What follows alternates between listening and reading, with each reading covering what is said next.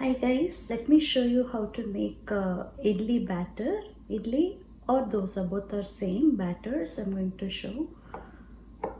So I have soaked urad dal in whichever cup you take.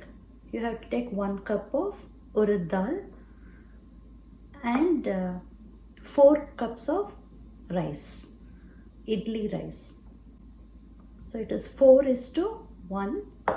I have soaked it overnight. First you have to grind the urad dal. I'm going to use the wet grinder, and you have to grind it until it is nice and smooth and fluffy. After that you have to grind rice separately. Rice you have to grind it to a smooth paste, but it can be mildly coarse.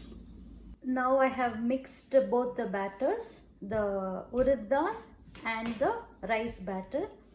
Mix it really well and add salt to your taste, and mix it really well so that both the urad dal and the rice gets mixed nicely, and cover it and leave it for one full day.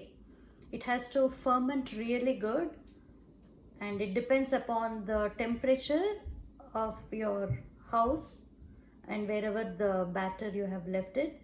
So it has to ferment really well. Then we can make the idli.